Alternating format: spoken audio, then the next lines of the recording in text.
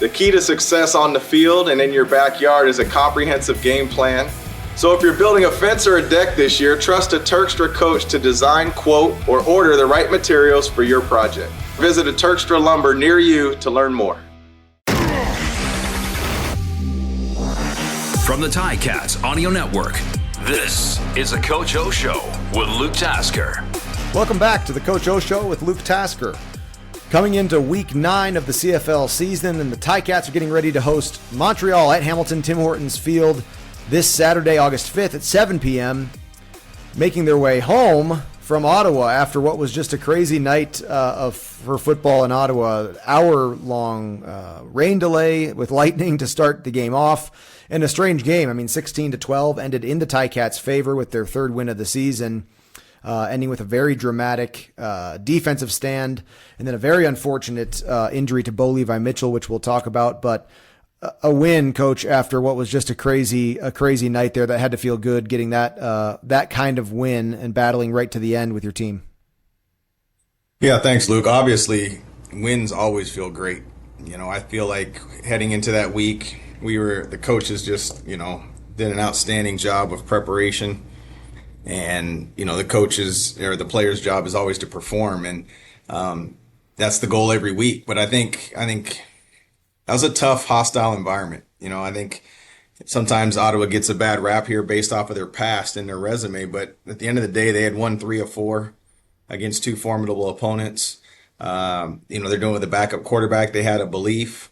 They were at home. All the home losing streak was gone. Like, this was a hot team of sorts, and we knew that we were going to be in for a battle. And I just super proud of the players and the coaches just for their preparation. I thought we went in there focused.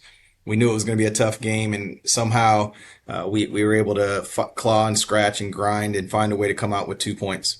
Yeah. Let's talk about the end of the game there, starting with Ottawa's last drive. For 3.5 quarters, your defense played a pretty impressive game. The first half, I think Ottawa's total offense was 67 yards. They really Mark Washington's guys were all over the place. You were able to hem in Crum, who has been leading the league nearly each week in rushing for this past month, and unbelievable job hemming him in. And in that fourth quarter, the Ottawa offense finally started to be able to move the ball down the field, which ended, as it looked like, with the momentum they had, for 2nd and 2 inside of the 5-yard line. It's like, wow, they have 5 chances pretty much, it felt like, to get into the end zone. Like, how are they not going to do this? Right. And your defense came up huge. Can you talk about those last plays and maybe those last defensive calls? Well, first of all, the way we look at DeCrum is that he was a quarterback by title, but once he crosses the line of scrimmage, he's very elusive, and he is more like a running back. He's tough. Doesn't back down from contact. I think he only slid 1 time, and he just kept getting up. And I think, he's to be credited a lot, and you're not just going to shut down a guy like that. And so, you'd like to see him get those yards in the first quarter and not drive it in the fourth. But at the end of the day, we had a solid plan. We're going to spy him at 3 different levels and just try to change up our looks. And we knew that if he didn't see what he liked right away, that he was going to take off with it. So, once they moved down there, it's really, as we say down there, it's not my guy. It can't be. And they tried to run it in. And when it became the last play of the game, we weren't gonna hold anything back, right? We were gonna hold a sign up if we had to that said we're gonna bring pressure, and right. We just weren't gonna be passive in that situation, and we did, and it was very well executed by both Carney and Sales. And it's a pressure designed where if you do get blocked, you're to, we call it break, elevate, and pursue. So we're going to stop on the block, and then we're going to elevate to knock the ball down. And, what a play. Yeah. What a play there by Casey. So I can't really say enough about the effort. I think they were somewhere below 20% on second down, which is unheard of, meaning conversions for them. And, we didn't have a favorable time on offense, obviously, with the turnovers, and all the defense did was run back out on the field, as that is their job. and consistently made plays. And, let's credit the special team. That hot returner also, Luke. Yeah. And I know we're referring here just to the last drive, but I think it just kind of bodes well to the whole game why we're even in that situation. And, Dandridge was a hot returner. He's very good. And, their cover teams were top, and we were able to crease them a couple times. And then, you got to credit the offense as much as, statistically it may not look beautiful, but we were backed up a couple of times and came out of there and were able to regain field position. Yeah, you'd like to drive 105 yards and score a touchdown. But we were backed up a couple times, and we were in second and long more than you ever would want to be in. And somehow we were converting. And, to be 11 of 22 on second down on offense, especially considering the down and distance, is something to write home about, if you will. It was a collective team effort. We found a way to get it done. Super proud. The ending was just true CFL fashion. I think also, Luke, just a little fun note, I think Steve Daniels had something like 10 of the last 12 games in the CFL in week 7, or dating through up to week 7, that is, had been decided in the last 3 minutes. And we were no different there. Yeah, absolutely. A lot of great points there, and a lot of questions on my mind. I want to hear your take on the last minutes here, and of course Bo Levi Mitchell. But before we do, you said something very interesting there about Crum, and you said spying him from 3 levels. And from an offensive guy like me, I'm thinking a quarterback spy. Well, you're going to take one of your linebackers, and you're gonna hold him out of the rush, keep him at his linebacker level with eyes on the quarterback. You could see Jameer Thurman a couple times during the game doing that. But can you touch on what that means in your defense to spy from 3 levels? Sure. So I think, it's very easy to say, hey, we're going to take one of our D linemen and you're going to kind of halfway rush and keep an eye on the quarterback. And that's one way. And that's what I would consider like a first level. We got in a 5 down front with Thurman and used him as our 5th down lineman to effect the protection, and then used him to spy. So that's a first level. And then second level is traditionally like what you said. You take your Mike or your Will and you sacrifice your coverage a little bit to keep eyes on your, on the quarterback. And sometimes you can do that if you only rush 3. And then we also did it from the second level with Malik Carney and with Congo there a little bit, where we only rushed 3 and took him at the linebacker level and did it that way. And then we also took our free safety, be it Cross or Stavros, and spied from back there, where we let the coverage and everything sort around it. And then by the time the read was there or not there, it's just a different angle to run at the quarterback. And so I think we had a good plan of not just giving them one look where they couldn't just say this person is the spy, and changed it up. And, it boded well for us, across, and I think each one of the spies were in on tackles. Yeah. Yeah. Really impressive. Just a great defensive game there. So your offense, you mentioned it, statistically, obviously the 5 interceptions look bad, and it was actually 5-3, the turnover ratio. So a -2 for the Ticats in the game, but, the Ottawa offense only giving up one true, interception. And then you had a turnover on downs, and then you had the very unique play of the double turnover, which just got me all jazzed up, because number 17, Terry Godwin, my former number, out there just doing some really cool stuff. And of all things to see a receiver do in a game is to come tackle with your hatchet out. That was a pretty special play. And this game probably looks different without that play. How does it, is Terry Godwin, is he just paying that good of attention in special teams meetings, or how do you credit a guy like that? How do you explain a guy being so ready for that?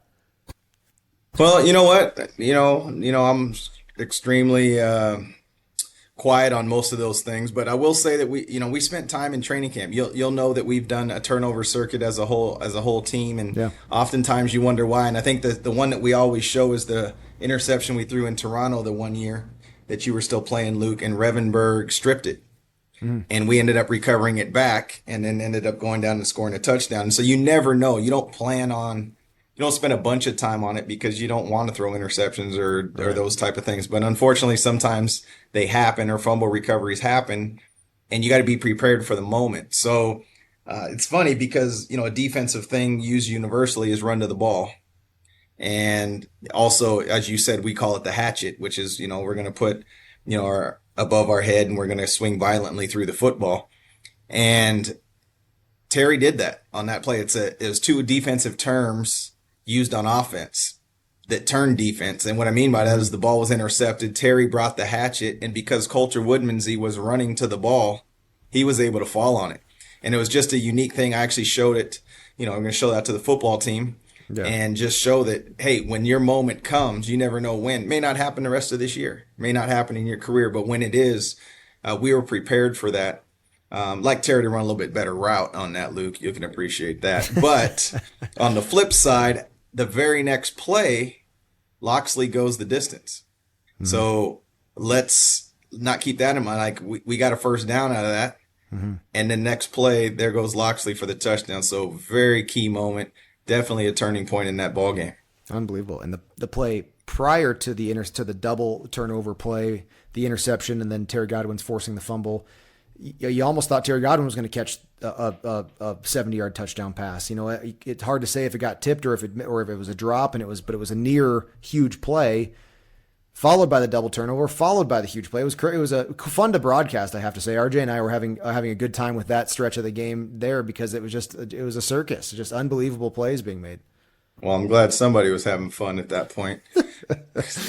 I was a little disturbed, but yeah. It's part of the game, and it is fun when, I always try to use the, a little fun analogy that, sometimes the ball is round and it bounces back to you, and most of the time it has points though, and it goes away from you. So, we were fortunate to have the ball be round a couple times, but I'd like to say it was, there was a lot of great effort out on that football field and a lot of want to, and I saw a team that was not going to lose. Well, let's talk about Bo Levi Mitchell. So the game, unbelievable defensive stand, gives your team the ball back on a very, very interesting yard line, let's just say. The 2-yard line. And you've got 13 seconds on the clock there. Tell me about the play call. Obviously, Bo Levi Mitchell leaves the game and is injured now from those last plays. Break down the strategy and the thought process with 13 seconds left on the 2-yard line and how you handled it and what you think about it in hindsight. Yeah, well, we'll answer that in reverse. Like the unfortunate part is the injury. It's a play that's part of football every single week. No matter where you're at on the field, do you who's in there for that? Who's the best in those sneak situations? You're also entering into account, there's cadence involved too. There's cadence involved when it comes to those type of plays. But yeah, basically, so we had I believe we had the ball at the 2-yard line, which means that by the time the quarterback's there, he's going to be in the end zone. And so we're in our big package, or what we call our bowl package, and we sent him out there, and the idea that the unique thing about this is it wasn't what we would call, you would know this, Luke. It's not like a victory formation where, you've got somebody deep and it's just a different formation, and you're not going to be able to back up and take a knee, right? And we obviously didn't want to take a knee and take a safety on the first play.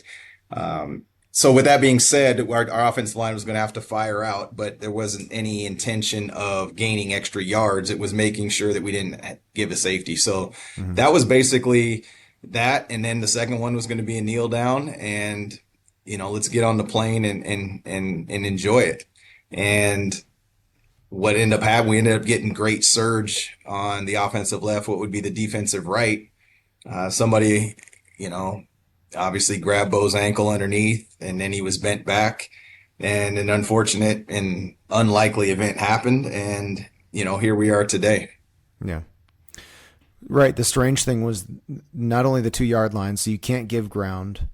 It's not that's the thing about that. It's not the victory formation, because the defense, they have every intention to surge. They're still playing football. Like there's no way that they're going to just assume the end of that game there. They're going to have another football play. So you can't do a regular victory, give ground, and take a knee, because there's 13 seconds still. So if you got the safety on that first down, I take it you knew you were going to have to then go through the motion of a special teams play after, right? So you had to have an actual football play on first down. Is that a right understanding of that? Yeah, I mean, the safety on the second down play was irrelevant, right? We knew we were going to be able to run the clock out. It was just basically, we weren't in a position they were coming. So they're going to submarine us. They're going to go. So we have to fire out.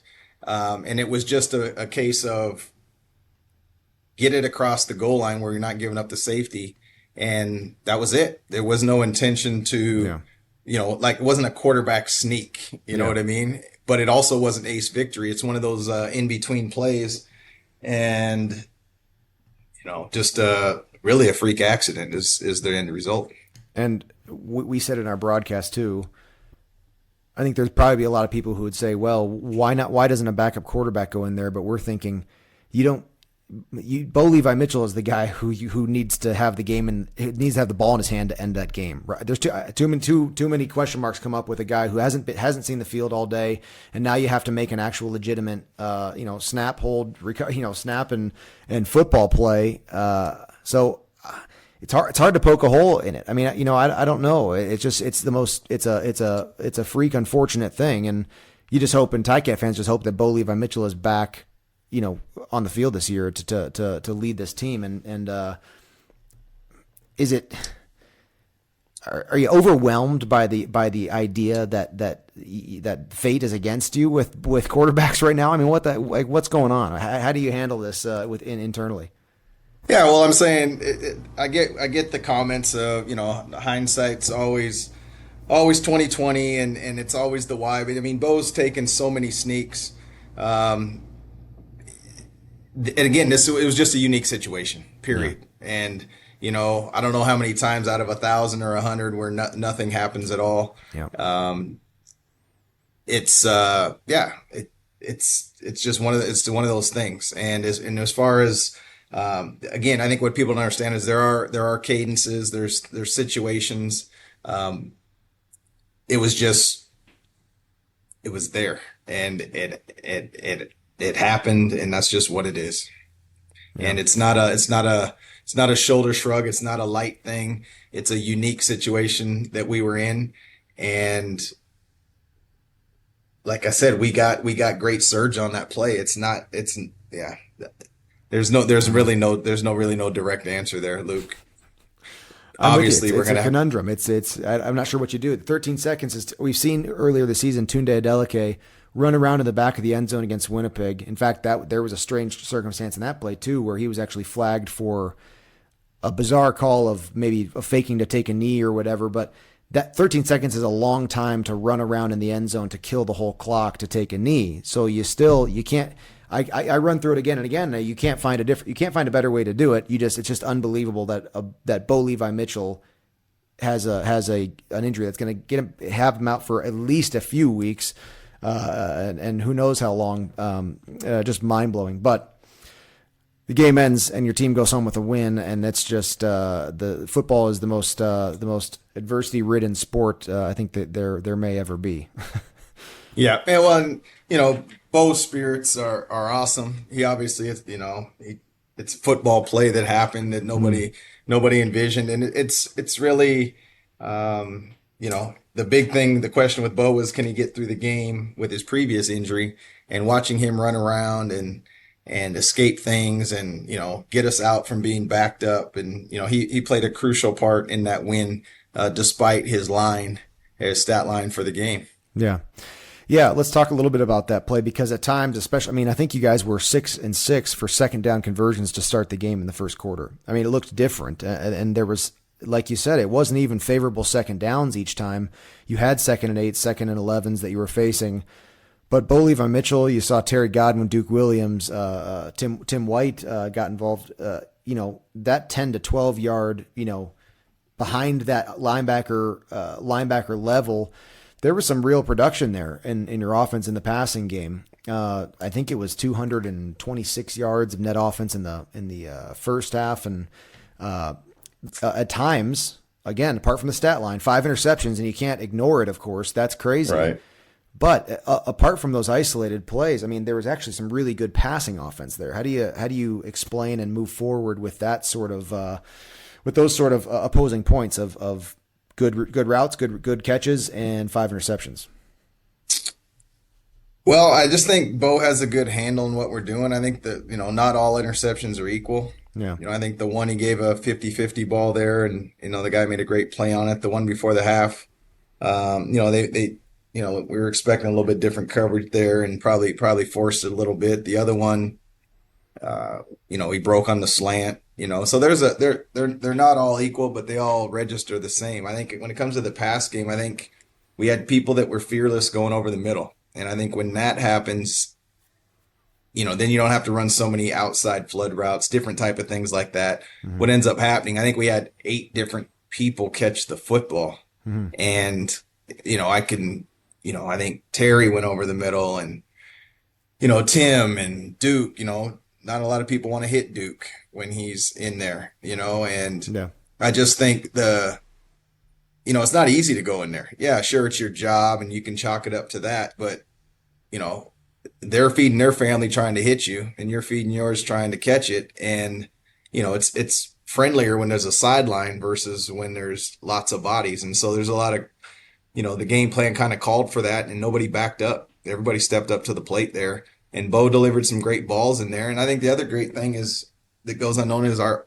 O-line collectively, giving up 1 sack. That doesn't mean he wasn't hurried or harassed, because I do believe that being close counts when you're rushing the passer. But, Bo was able to keep 2 hands on the football, find a check down to move the sticks in a big downpour. I think he ridded the glove at some point, which I'm not sure how many times he's done that in his career. Yeah. He was all in trying to do whatever he could. So, I thought we did a great job there of keeping the sticks moving, and especially in second and long or unfavorable situations. Yeah. The Bo rushed a couple times. We saw him escape and actually get a first down there once as well. But on the flip side of that, we talked about your defensive performance in the game in general, and a big part of that was the quarterback sacks. I mean, you guys were really making it uncomfortable to pass in the Ottawa pocket there. What do you say about your defense? I mean, why against Ottawa? Why were they able to have such success rushing the passer there that weekend? Well, I just think they had a lot of want to. They had a lot of will. I mean, it's not like they don't have professional athletes in front of them. It's not like we got good overnight. I think collectively they decided to go, and it's not that collectively we haven't decided to go in the past. It's just sometimes, so it's almost like a hot shooter in basketball. You can have a hand up, but sometimes you're hot. And I think that, we were hot, and when you have somebody hold the ball who's going to look through it, and his second thing is to run and not throw it away, it's going to bode well. So I just, I credit, you got to credit the coverage too, right? If people are open right away, he's going to throw it. But when they're not, and you're getting after the quarterback the way we were, I think it bodes well. And anytime you can, the 7's the times we got him on the ground. Now, he got up a lot more than that. And so there was a lot more hits on the quarterback. Yeah. It's just those don't show up in the stat line. So just super proud of that effort. It's just a group effort between the coverage. Joe Mumford helped make me a great DB. Lot of great pass rushers that played in front of me that helped, me cover really well. And, I'd like to think that me and a bunch of my buddies, due to great coverage, allowed the pass rush to get there. And it's really the truth. That's great. Well, we'll get to a quick fan question here. This one is from out west, actually. Don and Denise in Alberta, Ticat fans from the West. Don and Denise ask, Coach, I see so many teams go for their wins and losses in streaks throughout a season. Teams will win twice in a row, and then they'll win 3 times in a row. By the way, Montreal is a great example of that streak, Don and Denise. So timely question here as the Ticats get ready for Montreal. But Don and Denise ask, do you find this to be true as well? And if so, what do you attribute this to? No, appreciate the question from out west. Nice to know that we got some good Ticat fans out west.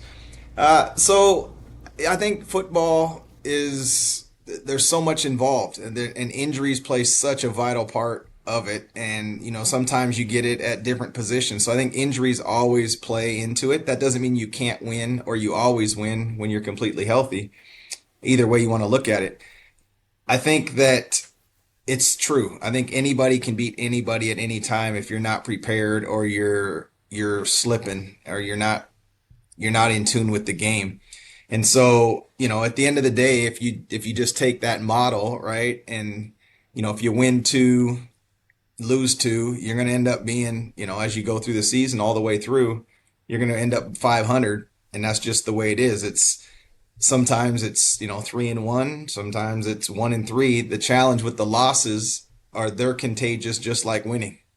And it's about how you can overcome those things. And there's just so many variables. I could talk on this for a long time, but I can only attribute it to football is a game of injuries, and it depends where you're at. And then sometimes your people make plays in timely fashion, and sometimes they don't. And sometimes it gets rolling. Like you can tell, like currently Toronto's rolling. BC is rolling. And Luke, you were part of a 15-3 team, and I don't know that we ever went past the game in front of us. And sometimes, when you go 5-1 in the third, you don't ever focus on the one. It's like, oh, what happened? Let's tighten up, and you just go on. And I can remember that as a player also. We finished, I think our best record when I played in Hamilton was 13-5. And I can honestly say that we never dwelled on those losses. We just knew that the next game was up. Yeah. It's a good question from Don Denise in Alberta, and I can resonate with that. You do learn to win, and so all of a sudden you start getting a couple games, and then you kind of start expecting it, right? And things go wrong, and you sort of expect that they're going to correct themselves in a game. And the inverse is absolutely true. The years, it sticks out in my mind is 2017. It's hard, man. It's hard, and teams have a special energy against a team that's losing. To go out and with some confidence to keep that team losing. And yeah, not fun to be the losing team in the East, or the losing team in the league that can't seem to get it right. And it's contagious both ways, I guess, is the way that sports go. But yep. Thanks for that fan question. Fans and listeners, you can send your questions for Coach O to gameday@ticats.ca. Put in the subject line a question for Coach, or the Coach O Show with Luke Tasker, and we'll pick one each week to ask Coach O. The Ticats are getting ready to face Montreal, who is coming off 3 straight losses here: Toronto, Winnipeg, BC. What do you see against this Montreal team, Coach? How do you give them a 4th win and a 4th loss in a row as you get ready here? Well, you're going to have to be a physical football team to beat this football team. They're well coached in 3 phases. They're going to give you a lot of looks. They're extremely gifted at wide receiver. They will run the ball if you don't, handle your business. Defensively, they're going to throw you a lot of looks. And special teams wise, they play hard, and they have a dynamic returner. And when you play like that, it just takes a little bit of not being focused and that sort of thing. So it's going to take extreme focus. They're better than their record in my estimation, and the bottom line is they've beat us once already this year. So it's going to take focus. We're going to have to be physical, and we're going to have to protect the football, and we're going to have to get the football. Good deal. That's going to be this Saturday evening at Tim Hortons Field. Ticats getting ready. We'll expect Taylor Powell to be out there on the field getting ready for another start at Tim Hortons Field after what was really an exciting game that he played offensively, at least. And of course, that didn't lead to a Ticat victory, but excited to see Taylor Powell out there again. Coach, the Coach O Show with Luke Tasker is presented by Turkstra Lumber. Check out the project coaches at Turkstra Lumber. They can help with every part of your home renovation, from designing a deck to ordering a new front door. Learn more at TurkstraLumber.com. Coach, thank you very much for your time, and good luck with a great week of prep for Montreal. Thanks, Luke. Look forward to next week. I guess we're on a bye, huh? There you go. We'll have a little vacation, and we'll pick back up again, getting ready for that next Ticat game. All right. Well, how about we'll be 500 after the bye? Let's do that. All right, man. Another episode of the Coach O Show with Luke Tasker is in the books. Let us know your thoughts. Email us at gameday@ticats.ca. Coach O and Luke are back next week to discuss the latest from the locker room. Subscribe to the Ticats Audio Network on Spotify or wherever you get your podcasts.